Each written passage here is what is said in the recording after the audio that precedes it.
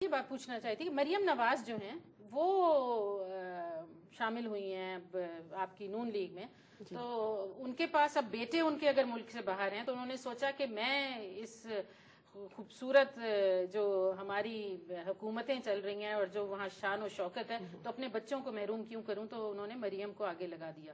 تو یہ کیونکہ حمزہ تو تھا ہی.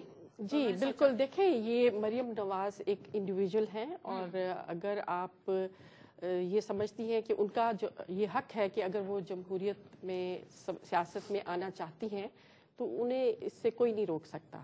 اور پھر میں نے ایک لائیو پروگرام میں دیکھ رہی تھی جس میں پی ٹی آئی کے ایک عہدیدار ان پر الزام لگا رہے تھے کہ ان کے فلیٹس ہیں لندن میں اور اس طرح کے کچھ الزامات وہ بول رہے تھے. تو اس پر وہ لائیو انہوں نے بولا کہ ایسا کچھ نہیں ہے، اور انہوں نے بڑے اچھے طریقے سے اس کو جواب دیا اور سیٹسفائی کیا. اچھا، وہ لائیو کیوں آئی تھیں؟ وہ انہوں نے کوئی مقدمہ دائر کر دیتی، کچھ کہہ دیتی ان کو، وہ لائیو کیوں آئی تھیں اپنے آپ کو بتانے کے لیے؟ انہوں نے اس وقت فوراً اپنا پرومپٹ ریئیکشن شو کیا، اور اس کے بعد ہی میرے خیال میں انہوں نے یہ فیصلہ کیا کہ ان کو سیاست میں آنا چاہیے، کیونکہ ایک لیڈر کی بیٹی ہوتے ہوئے وہ ان میں ایک کرشمہ ہے، اور وہ ان میں ایک کرشمہ ہے. بالکل، she can attract the youth, اور وہ یوتھ میں اپنا جو ایجنڈا ہے پارٹی کا وہ بہتر طریقے سے کنوے کر سکتی ہیں. اور اگر وہ اپنے آپ کی اپنی ٹیلنٹ کو بہتر طریقے سے وہاں پیش کریں گی تو وہ ضرور پارٹی کے لیے ایک ایسٹ ہوں گی، اور یہ ان کا حق ہے جمہوری. وہ عامر صاحب یوتھ کو اٹریکٹ کریں گی، لیکن میرے پاس کالر ہے، میں آپ سے پوچھتی ہوں، ذرا یاد رکھیں سوال کہ یوتھ کو اٹریکٹ کریں گی پڑے گا. جی ہیلو.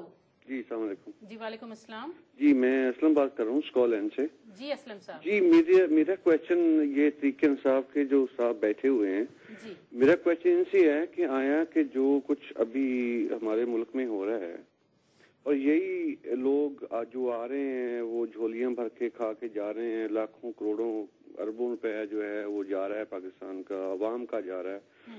اور عمران صاحب بھی میں کویشچن ان سے کرنا چاہتا ہوں کہ آیا کہ جو انہوں نے یہ ابھی فلڈ میں 2 ارب روپے عمران صاحب نے اکٹھا کیا تھا، وہ کہاں گیا وہ پیسہ؟ یہ مطلب کہ وہ کہاں، مطلب کہ سارے یہ جلسے جلوسوں پہ لگ رہا ہے عوام کا پیسہ جو لوگوں نے دیا ہے، چارٹی کے لیے دیا ہے. وہ 2 ارب روپے اتنا پیسہ اکٹھا ہوا ہے، کہاں پیسہ گیا ہے؟ ابھی تک ہمیں تو پاکستان میں کوئی پیسہ نظر نہیں آیا کہ وہ پیسہ کہاں لگا ہے. اس کی ذرا یہ وضاحت کریں گے کہ کہاں گیا پیسہ؟ جی تھینک یو سو مچ. جی تھینک یو. پیسہ کہاں گیا؟ کیونکہ وہ کہہ رہے ہیں کہ ابھی تک ہمیں دکھا نہیں، اور واقعی نہیں دکھا کہ کون سے گھر بنائے ہیں انہوں نے اور کون سی وہاں پر کنسٹرکشن کی ہے. ڈاکٹر صاحب جہاں تک تعلق ہے، سب سے پہلی کہ جو پی ٹی آئی کے پیسے اکٹھے کیے گئے ہیں، چاہے وہ فنڈ ریلیف کے حوالے سے ہیں، ٹھیک ہے، ان کی پراپر اکاؤنٹیبلٹی ہے.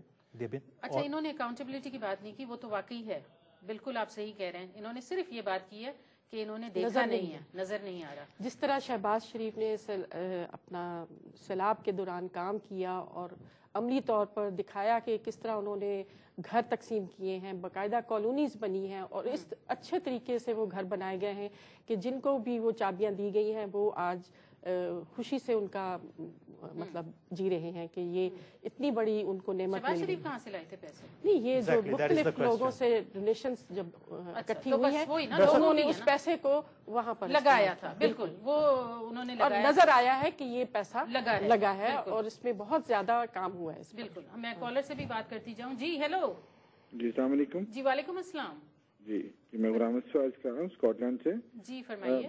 میں ایک تو یہ ہمارے پی ٹی آئی کے بھائی بیٹھے ہیں ان سے پوچھنا چاہ رہا ہوں کہ ان کے 1-2 کالر بھی آئے تھے جنہوں نے بات کی تھی کہ جن لوگوں نے ریزائن کر دیا ہے اسمبلیوں سے، تو یہ میں ان سے پوچھوں گا کہ اویس لغاری صاحب نے بھی پی ٹی آئی کو جوائن کیا ہے، انہوں نے تو اسمبلی سے ریزائن نہیں کیا جی، تو کیا وہ لوٹے کی ڈیفینیشن پہ پورا اترتے ہیں؟ اور اگر آپ دوسروں کو تبلیغ کر رہے ہیں کہ اسمبلیوں سے ریزائن کریں تو ان کا اپنا ممبر کیوں ریزائن نہیں کر رہا؟ دوسرا، عمران خان صاحب نے یہ بات کی تھی کہ جب ایم کیو ایم کے خلاف ان سے سوال کیا جاتا ہے تو وہ یہ کہتے ہیں کہ ہمارا فوکس جو ہے وہ بڑی پارٹیوں پر ہے، ہم چھوٹی پارٹیوں کو ٹارگٹ نہیں کرنا چاہتے. لیکن پچھلے دنوں ہم نے دیکھا کہ انہوں نے جے یو آئی ایف کو ٹارگٹ کیا ہوا تھا. تو سوال یہ ہے کہ جے یو ایف تو چھوٹی پارٹی جس کی 6 سیٹیں ہیں اور ایم کیو ایم کی 25 سیٹیں ہیں، تو یہ دو عملی نہیں ہے، یہ دوغلا پر نہیں ہے کہ آپ پالیسی جو بتا رہے ہیں لیکن اصل میں اس کی خود ہی کانٹرڈکشن کر رہے ہیں. ایک اور سوال تھا کہ سول ڈس اوبیڈینس کا اعلان کیا تھا 30 اکتوبر کے جلسے میں انہوں نے، تو 3 مہینے ہو چکے ہیں اب تک، तो उन्होंने सिविल डिसोबीडियंस अभी तक स्टार्ट क्यों नहीं की? क्या फ्रेंडली अपोजिशन हो गए हैं वो? क्या इस वजह से स्टार्ट नहीं की है, या मुल्क के हालात में इन 3 महीनों में कोई और तब्दीली आ गई है? एक छोटा सा और सवाल ऐड करता चलूं।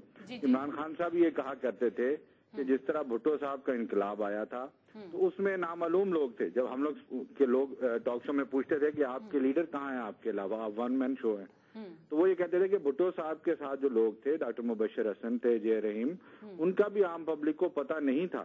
और जब वो बाद में आए तो पता लग गया। इसी तरह मेरे साथ भी काबिल, अपने हर शोबे में काबिल लोग मौजूद हैं और आपको पता लग जाएगा।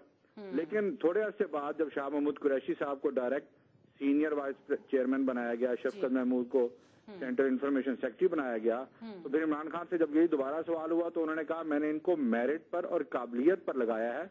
मेरे पास यानी कि वो 15 साल की जो काबिल लोग थी उसमें इस काबिल भी कोई नहीं था कि इन ओहदों को पूरा करता। तो इसका मतलब है कि पहले वो झूठ बोल रहे थे जो कहते थे कि मेरे पास नामालूम अफराद काबिल हैं और नाम पता नहीं है। इसका मतलब तो फिर ये निकलता है। बिल्कुल, थैंक यू जी, बहुत शुक्रिया जी। आपने स्कॉटलैंड से बात की लेकिन आपने बहुत ही एकदम टिका के लगाए हैं।